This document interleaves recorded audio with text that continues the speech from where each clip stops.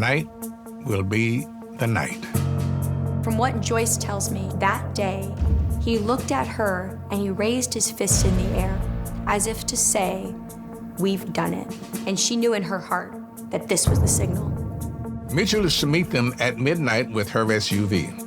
Meanwhile, David prepares their getaway bags. Civilian clothing, it's allowed by the state, so they can have like a red hoodie or sweatpants. They had granola bars, they had pepperoni, they had high energy and low weight food items. The escape plan is all set. Now they just have to wait for go time.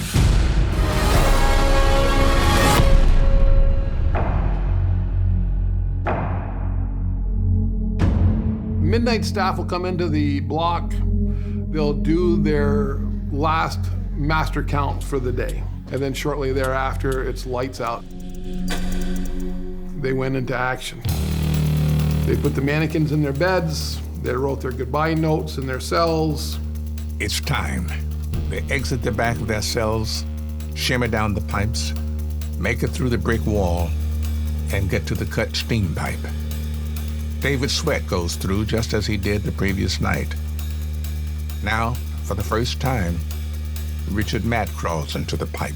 Matt starts his way through, but Matt is very claustrophobic. He is not someone that likes small spaces. So as he's getting through, he's already panicked, and then he gets stuck. And he starts screaming for David to help. And David's trying to pull him up. It's not working. Inmate Sweat would throw a bed sheet back to him and utilize the bed sheet to help pull him through the pipe because it was a pretty tight fit for inmate Matt. After a long struggle, Matt finally makes it through.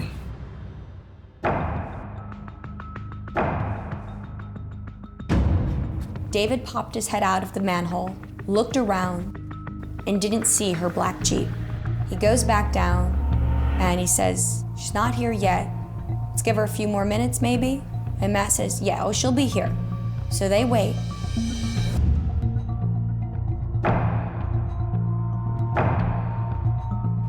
And then at midnight, David looks out of the hole again.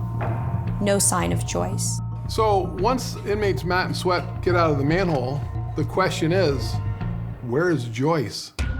What David Sweat and Richard Matt don't know is that Joyce Mitchell has cold feet.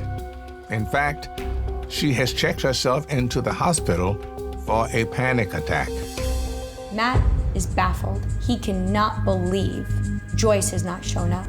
And Matt says, there's no way I'm going back to my cell. Let's get out of here. Without a plan B and without a getaway car, they head for the surrounding mountains. Where they are headed is unknown. There's no doubt in my mind that they were headed to Joyce Mitchell's house. Inmate Matt was quick to tell the people, you don't want to ever rat me out because I will not only get you, but I'll get your family, I'll get your dog, and I'll get anything that you care about. And you will pay a hell of a price for doing me wrong. There's no doubt in my mind that inmate Matt had a score to settle with Joyce Mitchell. They've escaped Dannemora. They have a 5-hour head start. And now they have to escape a manhunt.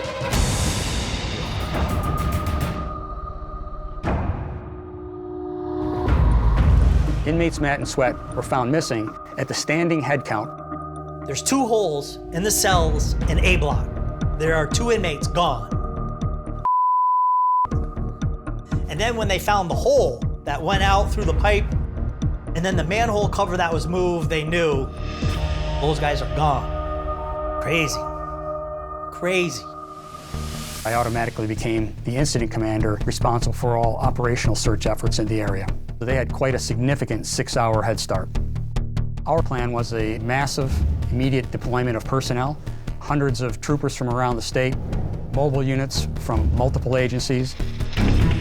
Hundreds of police, forest rangers, and federal agents have been searching for the pair. We're looking down on the Adirondacks. That's 6 million acres of trees and heavy wood. They're out there miserable, they're hungry, and desperate people do desperate things. The entire upstate region of New York State is in a panic that 2 dangerous murderers are on the loose. As the authorities search for David Sweat and Richard Matt, they are hiding out in the woods, breaking into unoccupied hunting cabins along the way. At some point, David Sweat and Richard Matt decide to split up. I think David and my dad split because my father found alcohol. My dad definitely becomes a different person when he's drinking or under the influence. That is when one of his more vicious personalities come out, absolutely. On June 26th, 21 days since their escape, the authorities finally catch up with Richard Matt near a hunting cabin. My father knew he was either going to get captured or that they were going to kill him. He knew this was the end, and he had a gun on him, and he raised that gun. And naturally, the officers doing their job, they had to fire. And come to find out that gun was empty. So my father knew that if he raised a gun, it was almost choosing death by cop. So it was almost his invitation for them to shoot.